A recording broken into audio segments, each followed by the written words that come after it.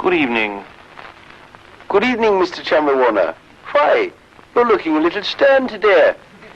That's because, Grayson, we're presenting today a guide to the activity involved in the successful execution of one's conjugal rights in order to produce offspring. Oh, dear. Yes. The whole business of conjugal activity is sordid and frightful, but it is at least short. To help us illustrate conjugal obligations in an entertaining as well as informative way, we have the assistance of an attractive young lady. Good evening, Mr. Grayson. Good evening, Mrs. Grayson. Immediately after marrying a young lady, the tricky business begins of getting your wife to agree to go to bed. Getting awfully late, dear. Nearly 6:30. Is it time for Peter Rabbit and his Mrs. Tiggywinkle to go up the wooden hill to Bedfordshire? And Willie Willie to take his tired Tim down the yellow brick road to Slumberland? For Pooh to lead his little piglet through the land of Nod and into the arms of the Sandman? Never, never, never attempt to use strong language in front of a lady in this manner. It's indecent. Given time, an atmosphere will flourish in which the conditions for conjugal unpleasantness will become possible. Happy, darling?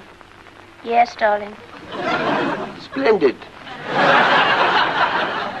The more foreign-minded of you might even consider sharing a bed. Remember, before you start, it's not only a stiff upper lip you're looking for. How to maintain not only a stiff upper lip. Number one, visual assistance. It may be of some help to use an assistance of a visual nature in order to encourage the gentleman's not only a stiff upper lip. Here's a photograph of the Duchess of Arbroath without a hat on. Most invigorating!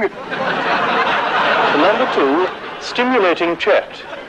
For some partners may find it invigorating to indulge in talk of a stimulating nature during the act of unpleasantness itself. A most stimulating chat on the home service earlier this evening, Mrs. Grayson. Most stimulating indeed, Mr. Grayson. Who would have thought the Princess Alice bred golden retrievers?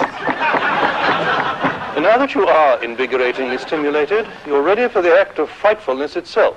Now it's time to have a stiff drink and get on with the ugly business in hand.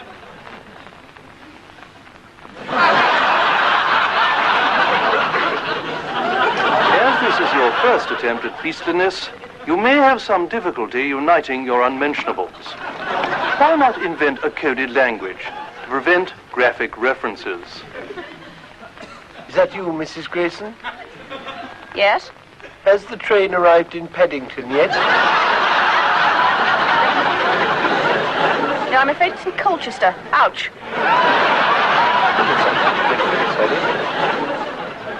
A few final points. To many couples, a sense of humor in bed is most important. Now let's see the whole ugly process in explicit detail. Ouch! Sorry.